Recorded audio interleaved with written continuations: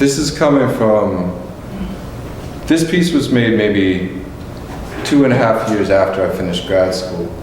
And I thought it could be, like I was thinking about this on the drive up. And so I finished grad school in 2008. So that was at the moment that the housing market really tanked. And it was kind of like things were kind of lined up in a nice way. I had work at a group show at Deitch Projects for the September of 2008. It felt like a moment where doors were opening, and I had a residency in New York lined up, and those are both great things, right? But then September, the housing market went off a cliff, and then so it became like a really challenging time to be an emerging artist, and there wasn't the mechanisms of like financial support. And then I'd say within a year after that, I was involved in an altercation and my skull was fractured and I had a metal plate put in my head. And it took like a year to recover physically from that. And then also because there was a lot of swelling in my head, there was, like mentally, like it took a while. And and I was also raising a young child. So like there was, it was kind of at a point where it was a really challenging chapter in my life, where it felt like a lot of doors that looked open were closed, and felt like they were permanently shut. And I feel like that's a kind of a valuable thing to have on the table, And looking back, the work I was making. So this piece was kind of my way of coping, and this was a turning point for me actually, and where I was doing these small drawings and etchings, and I made this one, and all the things that I was afraid of losing, like my relationship failing, my kind of physical health being in a very different place, and then my career my career kind of hitting a dead end. Like all these, like I felt like I was like clenching really tightly to all these things I wanted and had to make work. And then at one point I drew this figure who had lost all of the things I was afraid of losing, completely lost. But he was living with way more vitality than I had yet. Like, he woke up every day and savored life in my mind. And so there was something so freeing when I drew this image and then brought it into life. And it was just like, you know what? That was my everyday is a gift kind of turning point in my life, where I was like, you know what? All the shit that I'm like really terrified about, I'm not owed any of it anyways. I'm not, but life is a gift. And then on top of that, I'm gonna try to make work that is like generative for me. There's gonna be a lot of people who don't like it, who don't think it's good art,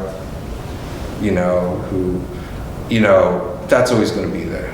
But I'm gonna trust that if I make something that I love, that's exciting for me, that feels like I'm having the most amazing relationship and passionate affair with the act of creating, with the creative process, that it's gonna find its audience. It's gonna connect with the people who I'm supposed to be connecting with. And I don't even ever need to know who they are, but just to trust that. And then also to build the boundaries of the kind of work I make, so that it doesn't put me in too tight of a container. Oh, I'm the artist that only works with pipe cleaners, so I need my work to be doing this other thing, but the form of what I work with isn't open enough for that. And I'm sure there's a pipe cleaner artist out there who's killing it, and I'm happy. But my point is like whatever the full range of what I need, I'm gonna make sure I have a practice that like allows all of it to be there. Whatever my strange, like messy, complicated self is, I'm gonna have a room that's big enough that I can be all those things. The things that are difficult and challenging for me to talk about, I can put them into a painting. And it might take 6 months for me to succeed or fail in that painting, but I can have really gone deep with that.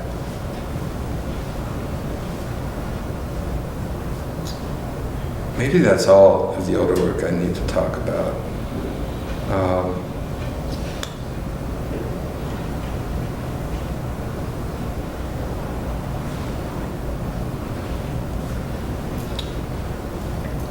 So maybe to bring it full circle to the beginning, where I talked about how like my work really addressed the domestic as a starting point. And I learned to paint at the same time that I was learning to be a father.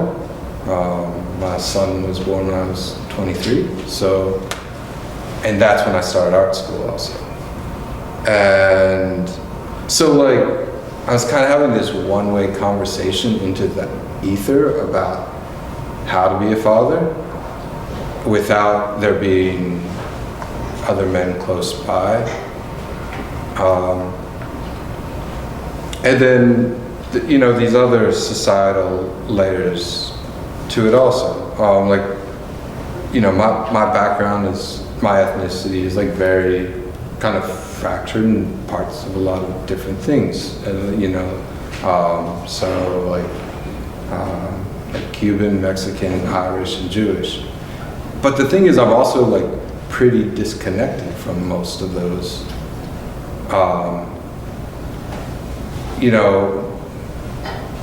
Like in a way, my family is very isolated. They moved to Pennsylvania from DC when I was born.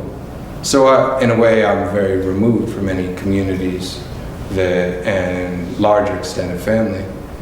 And then, my son's mother was black, and so everyone in our family kind of experienced,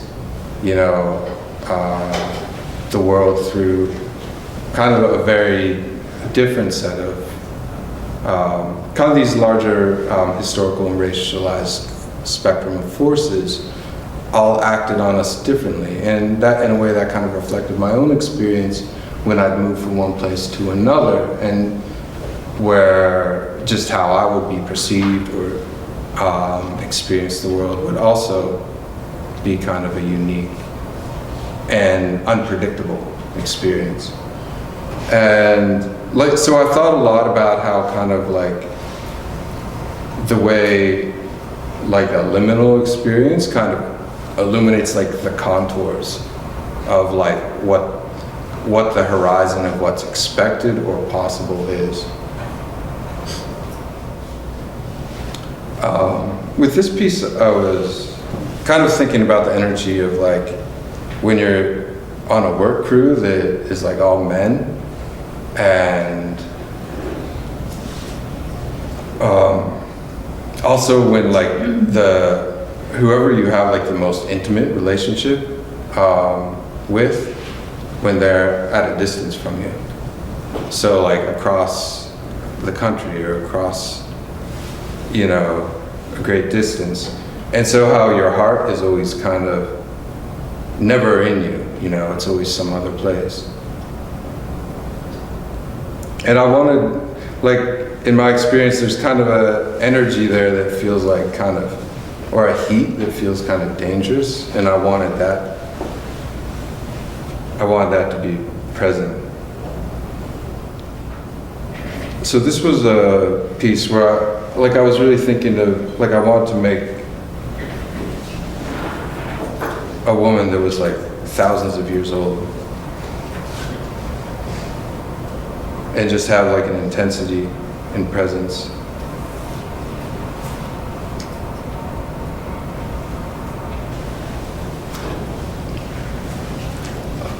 This painting was made during COVID, and like I was thinking about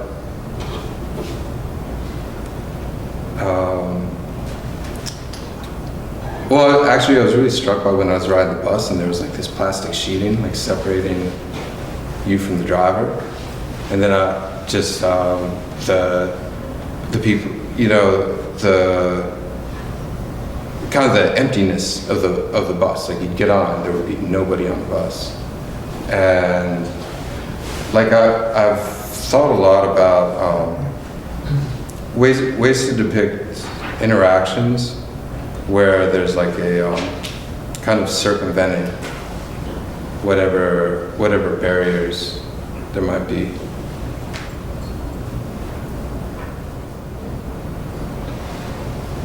So this was a painting I made. I started right at the end of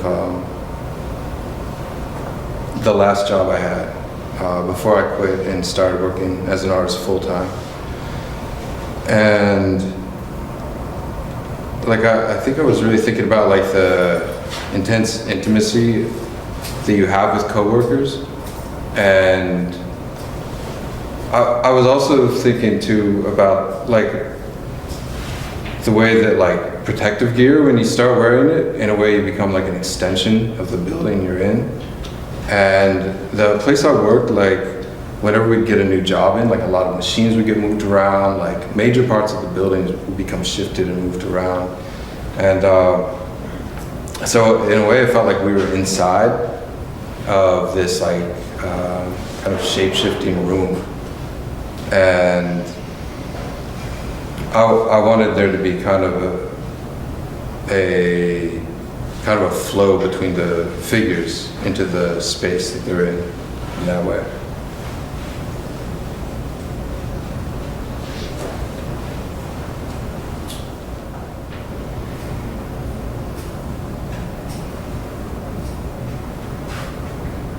So this is a painting of a woman I met, and in a way she was like this singularity, like there was ankle monitor,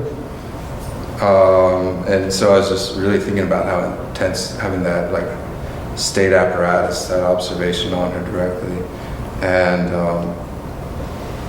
but then she had this like Madonna and Child tattoo like on her side, and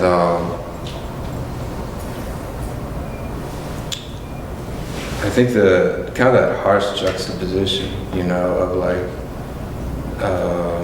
where they're, you know, kind of this archetypal, you know, like protective mother and child image, but then in the kind of the really harsh like realities of the place we're in right now.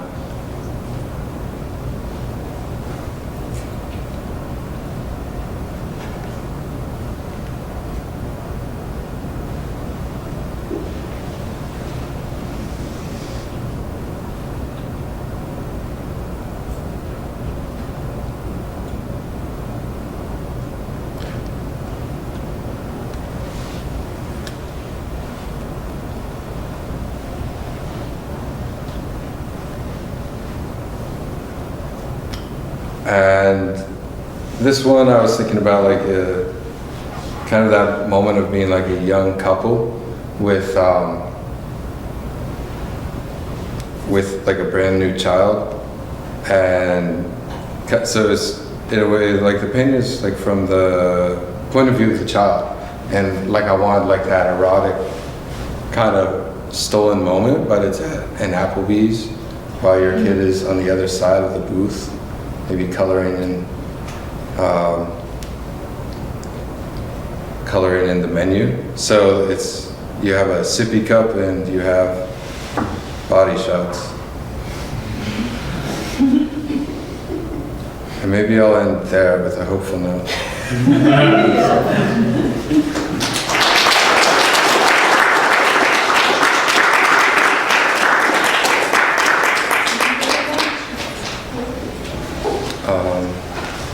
Is there any questions? Yes. So do you draw, is your work, would you consider your work autobiographical? And then also do you work from like photograph or memory? Like how do you construct your paintings? I think it shifts with every image. Like there's usually elements of all the above. Like I would say all of these in a way are fictions.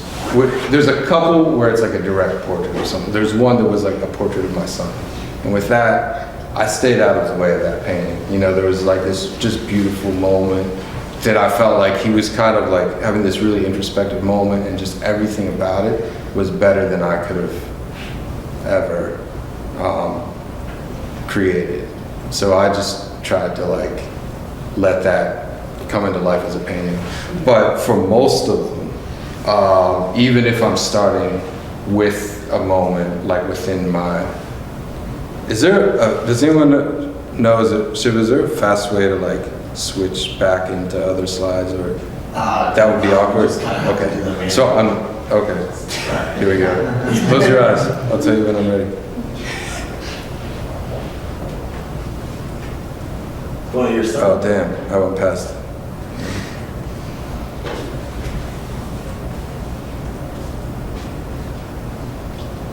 So yeah, so this one straight, just like a lived moment. And then this one, it started that way, like there was one part of it that was just straight observation, but then the full scene that was built is very different, like in a way that's my bathroom in my apartment, but so much changed between the initial starting point and all the other things. And it really, like I built it in the way that, where I think about like how a short story writer might do character building and world building. So what I mean by that is like, you know, there was like this initial idea of like a image of a woman showering, and like there's steam, and like I want the idea that it's like erotic and it's hot, but nothing's given away to, like, you know, it's, you get all the temperature but nothing is revealed, and I wanted something of that. But then like in a way this, like I have the male figure like fixing the drain, which is kind of like the erotic storytelling I love, where it's like a merging of like kind of the mundane and everyday. Like in a way, this is my dream, you know, where it's like you have this like kind of like complete intimacy with another person who you love, and where the everyday still has like these different registers in it. So this one, like the scene is very constructed. The reflections are kind of impossible, and but I was interested in having like all the, like different facets of the same person, or different possibilities of like how they might kind of become activated in this. No, that's not what I want to say. But basically, like I think about how like there's all these different versions of myself that are in the room right here. And one of them is the one who's talking, but then there's these other ones too. And I think we all exist in that way. And I wanted to show that in some way in a painting. And then, so then I was just really thinking of what's the register of those different sides to that woman that I want to have be visible. Trying to think. That was the first one that came to my mind. Are there any other questions?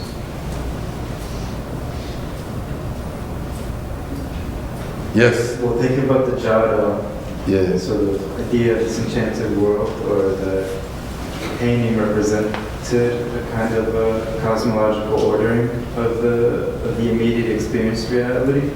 Do you feel like when you make your paintings, do you feel that kind of same responsibility that you imagine the kind of Jado, obviously on a more individualized basis, because Jado was sort of still being patroned by a theological world, whereas now the fine art artist has to sort of meander between these ideas of self-expression, and then perhaps what feels like maybe profane about this idea of self-expression in front of like a larger cosmological orientation of the world, if that makes sense.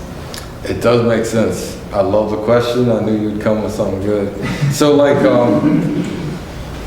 I think at the heart of it, what I think about is it, so when I first started art school, right, a teacher of mine criticized my work, rightly so, for just saying it doesn't feel like it's really relating to right now. And I think they were right about that. But I was talking to my mother on the phone, and she said, well, you know, that's not the job of the artist, is to reflect what's right now. The role of the artist is to be prophetic. Like, you're engaging with the prophetic. And so, in that way, I feel like what all of us have the potential to be as artists is to be someone who reshapes the framework of what are the horizons of our possibility collectively. And I can't think of any higher role to take on in some respects. Like when it comes to like making things creatively.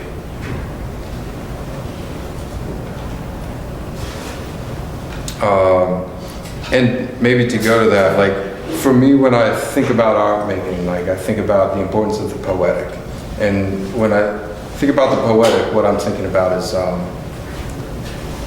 something where there's a break in logic, right? So if an artwork is just like an execution of an idea, you know, here's the idea, it's been explained, and here it is executed. But there's no mystery, or there's nothing in its execution that's kind of creates a riddle or a problem or something that we can't verbally ever fully articulate. You know, we can circle around it and we know it's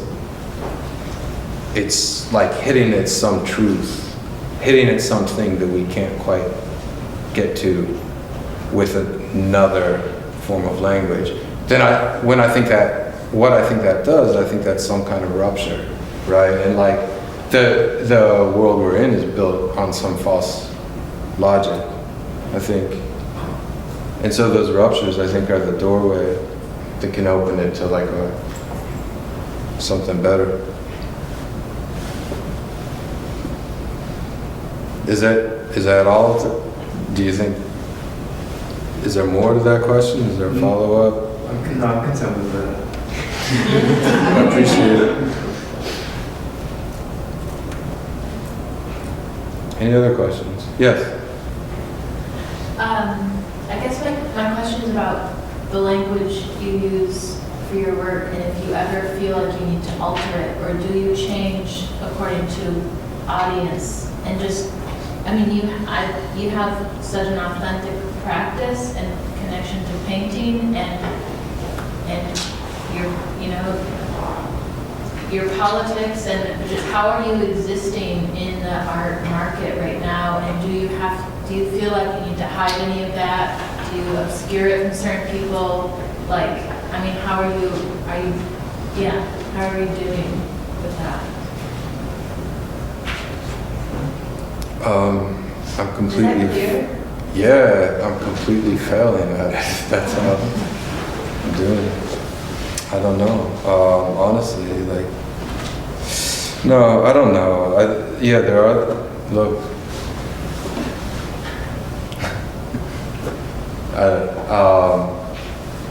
I really appreciate the realness of that question.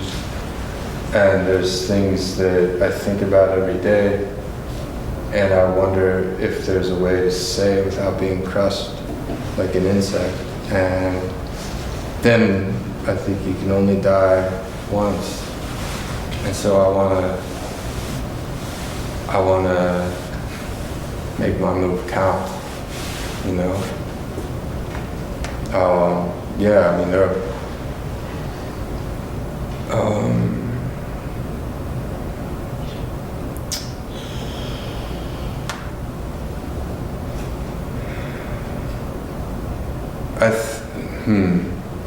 There's a lot of layers, I think, to what you ask.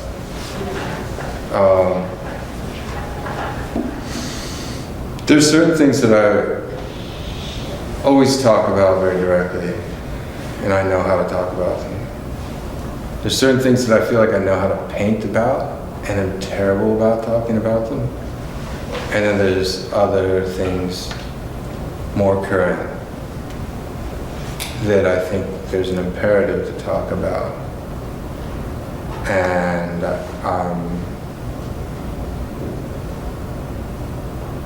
also weighing like what I can talk about versus what I can act on, and if one compromises the other, and which one is the right play to make. And that's the one I lose sleep over. So.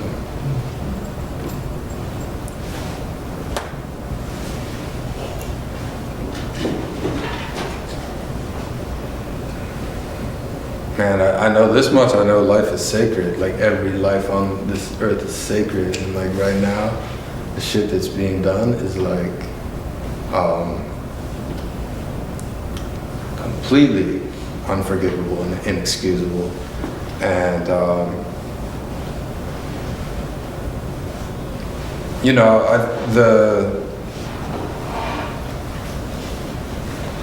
I think like the forces that think they're winning right now, shit does not play out well for them over the long run. It doesn't historically, and but that doesn't like take away my responsibility to play some role in it. So, one thing I've thought about a lot is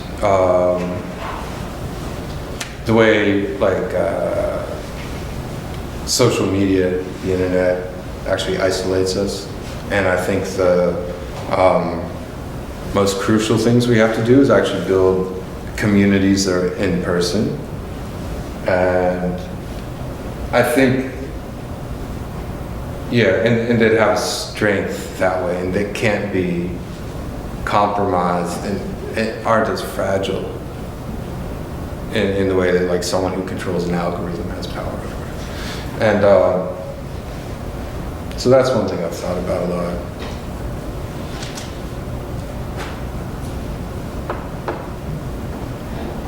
Any other questions? Yes. What do you think of like the concept of like abject and like some of what you work with or some of what you portray? Like, is the abject at play in like the Amazon Prime warehouse, or is it like, are you trying to evoke that in that setting, or the ankle monitor, or In what one? or like the ankle monitor? Yeah. Or, I don't think of it as the abject. I understand. Like, I think that's a really important question. I think like, I mean, I was working not in an Amazon warehouse, but in other manufacturing places. And I didn't feel like it was abject. But I think to the larger question,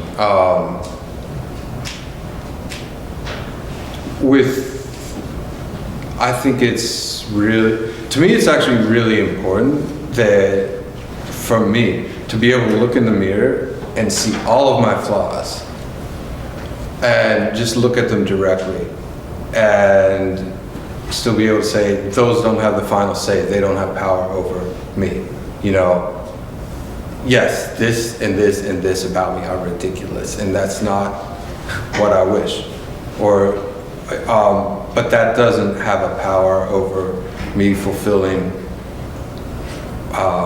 my destiny, what I'm supposed to do. I can still do something transformative or noble with that. And so like when I'm engaged in like making these paintings of people, like what good is it to show something heroic being done or something like inspired being done by some perfect archetype? Like what use is that to people? To me, I think I try to think about the difference between the optics of uplift and the very challenging and real possibility of us as these like very complicated individuals to do something that is that kind of changes the whole game board. Does that answer your question? So like for me, the flaws should be foregrounded, you know, and if I'm doing a painting of myself, it's actually way more interesting if it's a version of myself that's like 25 years older and like a little more like messed up looking, because all that's the, you know, like, but then or like whatever my insecurities are about myself, like can I bring those out further? And but then at the same time, can I have that same figure do something that I haven't had the courage to do yet? Maybe. So that's my tactic.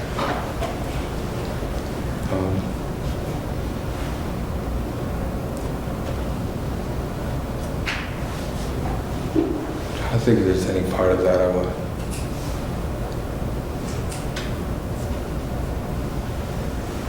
I'll think more on that. Are there other questions?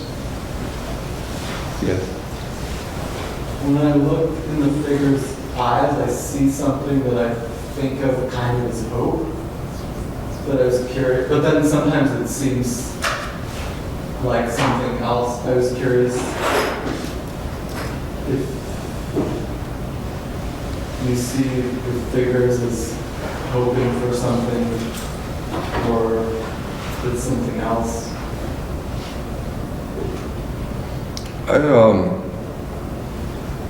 It probably changes every one image to the next. I would never want to make work that had an absence of hope in the work.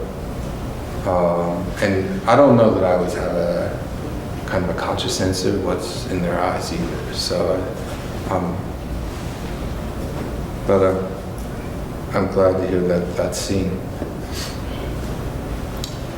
Yeah. Yeah, well, actually, maybe I'll blend it together a little bit with the eyes and the hope, because for me, maybe it's not necessarily showing up all the time in that specific location, but what I'm curious about is like, you have these very distinct moments happening that are specific in terms of like an interaction between two figures or a time and a place, but even with that specificity of what's being depicted, I almost find what appears to be even more specific than that itself is your choice of colors and how lighting is shown or demonstrated, or there's a lot of different textures in the paintings as well, that especially I think about that painting where it's like from the perspective of the wall going through to the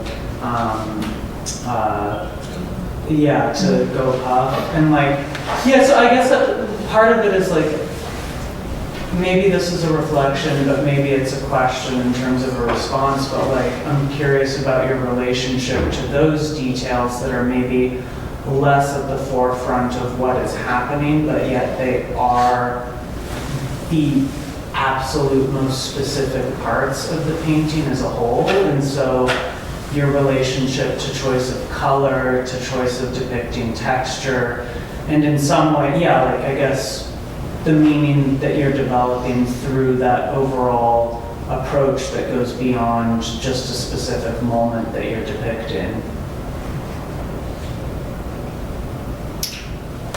Yeah, I mean, to me, that's like the poetry of working with paint and with this medium. But it's kind of like the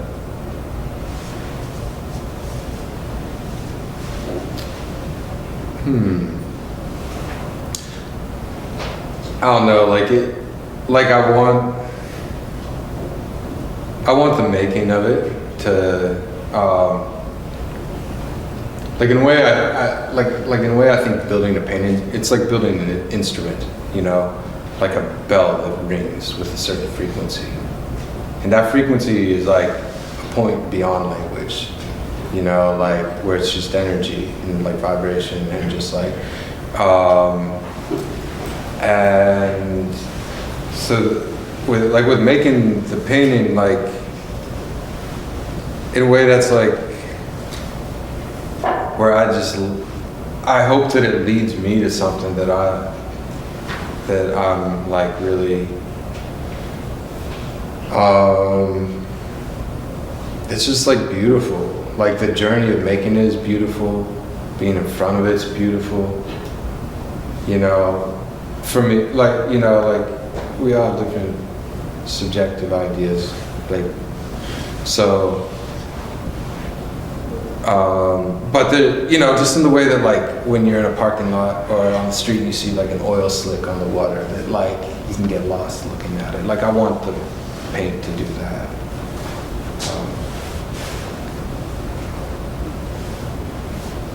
Yes. A lot of your work seems to depict these relationships based on proximity or location with workplace. I was wondering if you could talk a bit about why that kind of circumstantial love is so prevalent in your work. Say the first part of that again. Like your work depicts people who work closely together or have this bond based on their location, their place, and they're brought there by circumstances, not by any, not necessarily like a clear choice. It seems to be something you depict a lot. I mean, I think that's how we live our lives, you know, like I think,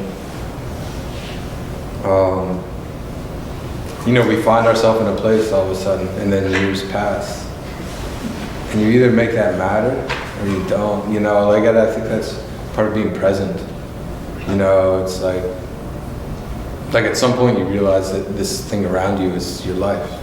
And,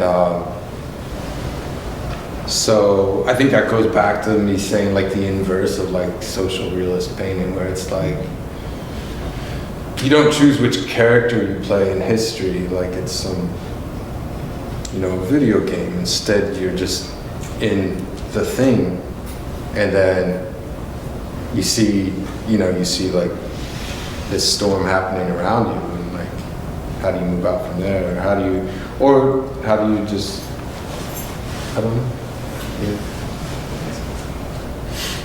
Yeah. I was wondering if you could talk a little bit about the moments that happen around the figures. I first noticed it in like the clothes hangers that made a heart shape in the 2-level apartment, and then saw it again with the one light bulb that's turned on in the sink painting, the bathroom painting. I'm just wondering if you could talk about like how you come to those moments. They feel really poetic, and there's like a hint of humor in it too, or something. And just if you could talk about how you come to those moments. I think I'm trying to like watch the world and always find a thing that feels like a note that's right. And where things are arranged in a way where it feels like its own language, or yeah. So like I think I'm always trying to take notes, and like I've really been, you know, there's like kind of a couple different mythological frameworks colliding, right? So like in a way, like the way this is me just kind of thinking about a post. Like I didn't plan it out, and like there was some where I was just like, yeah, do this, it's right. And there was a painting I did about 4 or 5 years ago where there was an alien like sitting on the top of a power line, like, but I think in a way, like I've always liked the way that they slip culturally into taking the place of like, you know, a more ancient language of like angels and demons. And there's so many different ways. I think that like there's like your technology aliens, and then there's like you're more like esoteric, like, you know, ideas of what aliens are, but they're definitely a placeholder for a lot of things too social and more real and more, I don't know. There's a lot of different ways to enter that one. So I think it would go back to people, like there's a lot of different ways to, like any image I make with one, it might be like kind of put my foot in the water in a different way. Is that? Because like, yeah, maybe I'll just leave that there. Any other questions? Yes. Well, I feel like for me, I don't know if you like too like committed to the fact that they are aliens, but they feel more like responsive to this idea of alienation, because it feels like the word alien and alienation, because like it makes me think of like medieval, like how unreal those like Madonnas are from like the 1300s, like how unhuman they look, but they technically, and how all the angels look so unhuman, but because they can't really be painted for the likeness of somebody who was alive at that time period, because how could you like approximate your own Sorry, image? 1 second, my phone just started dying. I had an audiobook just start playing. I apologize. Well, I was just thinking because of like those Madonnas, like specifically, like how can you approximate your own image as Madonna? Like, you know, because like Madonna is so heavenly, like, our earthly bodies could never be that. And so something about the stylization of like these really grotesque alien figures from the medieval era represent a kind of like cosmological ordering of like, well, they're not necessarily the human body, there's something even more than that. So it feels like, at least when I look at the aliens in your work, they feel more like a sort of condensed form of alienation. And I feel like some of the figures begin to sort of, like their likeness to these more pure, more condensed alienation, like, or alienation. Because it feels like there's like a sageness in the aliens more so than the other ones, but it's like approximated by sort of like phenotypical decisions and like, I hesitate to use the word stylized, but I think stylizing kind of like as a word can feel like a pejorative.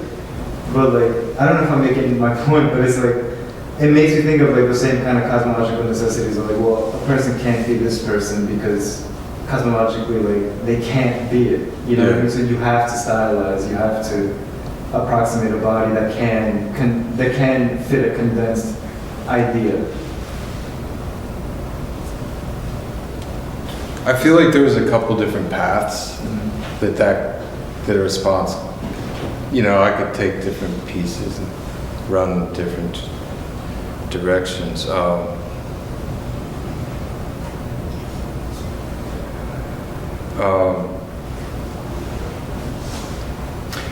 a very real note, I tend to like view the world in this way that we are, like, you know, extraterrestrial, and some aspect of ourselves is, and I'm not saying that like in a lighter, cute way, like, but there is something of us and of consciousness that links us to something, and that's kind of a mystery, and I don't know, that's, you know, like, it's equally, I guess it's totally valid for someone to view the world a different way, but that's, I think, there are times when I'm making something and I feel like,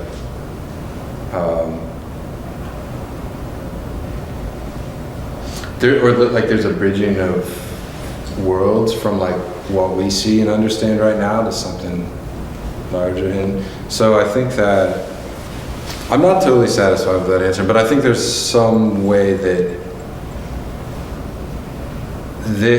but I also feel like maybe, like, I think you mentioned like Mary, like in these older paintings, like, and I think both of them are like kind of these, maybe both are different ways of like trying to get at something that we can never perfectly like there isn't the perfect symbol for it, you know, and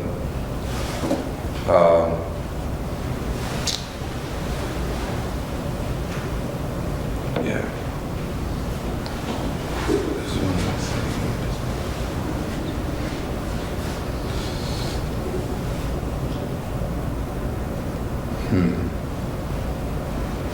So, I don't know if I want to unpack this now, but like, yeah, maybe I'll put that one on the shelf for later. Like I think also, no, I'm not going to do this. But I was thinking a lot about Byzantine icons, and okay, I will do it.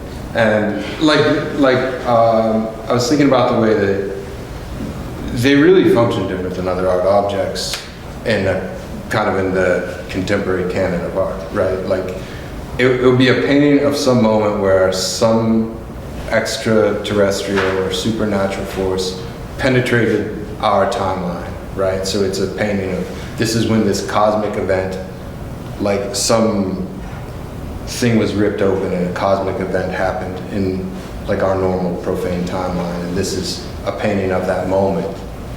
And so that's what the painting is. But then it's also this object that's been painted, and then there's like a Coptic priest will come and like perform a ritual on it, and then now it's activated, it's an object, it's no longer a painting. Now it's a doorway or a portal, and it's in the room with you, but in the way that like, if there's an electrical outlet somewhere, thank you. Yes, right there. That electrical outlet, right? Like in a way that electrical outlet is a thing in the room like everything else in the room. But in another way, there's an umbilical cord from that electrical outlet to some power source that we can't see that brings power into this room, that brings something from external into this room. And the idea of the Byzantine icon is that you make this art object and then it becomes activated and it becomes this doorway where something from outside, something cosmic, now has an access point, and you have that now that you can live with that access point. And I was really thinking about two things. The first was, what if that's actually true? What if you can make an object that does that? And then, equally interesting to me was, what if that's not true? But what if that, you know, the way that like mythology reveals poetic truths to us, what if that's not true, but what if that's the template for the thing we should be doing with our art? Like, what if we have the possibility of making an object that can reach across time? You know, so that Mark Fisher quote at the beginning when he's saying like, when you hit a point where collectively we've lost the ability to see some positive version of the future, like as a larger culture, like that's been, you know, that's what's opened the doorway for fascism to come full force at us, is that you know, you have a centrist left selling a lie about the present that don't listen to your lying pocketbook or life. This is all fine. And then you have a far right selling a lie about the past, that it's some golden age a recent past, that there's some golden age that can be returned to. And but neither one actually sells something positive for a future, or something that's true about a future that we can build, right? So maybe the only way to find that is excavating it from echoes of the past, like, and a very different past than the one that the right is summoning. One that predates colonialism. One that predates the Cartesian thing. And like, can we make objects that have a gravity that pull that energy and that are a doorway that bring something from then into the present. And that's my question. And what would that look like, and what would we have to do it? So,